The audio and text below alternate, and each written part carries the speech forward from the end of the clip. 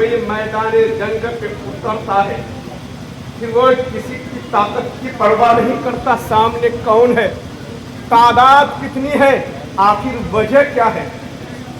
मेरे आका हुसैन रज़ियल्लाहु ताला अन्हु करबला गए थे, कितने अफराद थे, चंद अफराद थे, चंद लोग थे।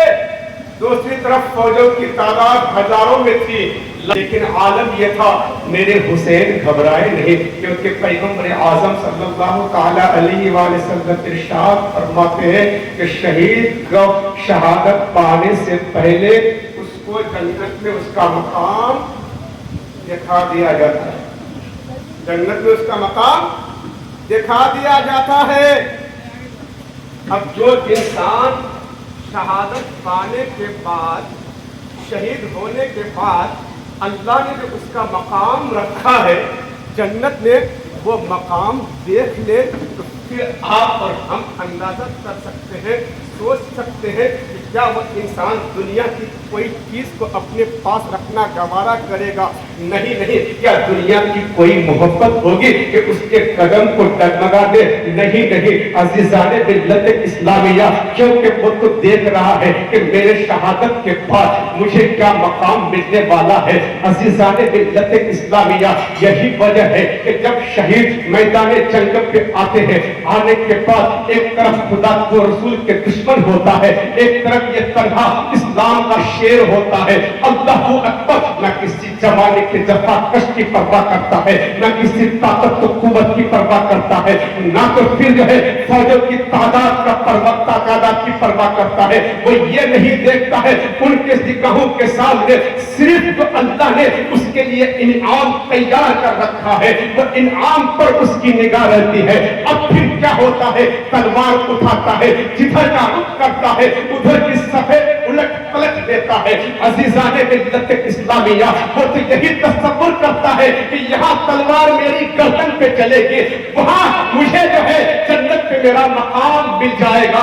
अज़ीज़ाने मिल्लत इस्लामिया, और दूसरी मामला, पहला मामला तो यह है, और दूसरा मामला यह है कि अल्लाह तबारक, अल्लाह और उसके रसूल का इश्क इतना उस पर, इश्क का नशा उस पर इतना चढ़ जाता है कि उसके बाजू कट जाते हैं, तकलीफ का एहसास नहीं होता, सर तन से जुदा हो जाता है, तकलीफ का एहसास नहीं होता।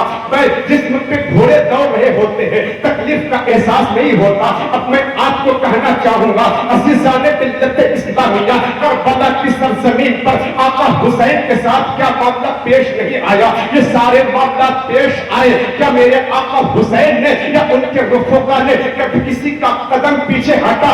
नहीं नहीं, सभी ने शहज़ोरों के साथ मुकाबला किया, और इस्लाम को जिस चीज की जरूरत थी आका हुसैन और उनके रुफ़क़ा, उनके साथी ने पेश कर दिया, और पेश करके इस्लाम को जिंदा कर दिया, इस्लाम को जिंदगी बख्श दी। तो अज़ीज़ाने मिल्लत इस्लामिया, आज मैं आपको एक पैगाम देना चाहूंगा कि ऐ फरियापुर के गैर मुसलमानों, जब भी आप अपने बेटे की परवरिश करो तो जरूर इतने उनके अंदर इस्लाम के खातिर मोहब्बत भर दो।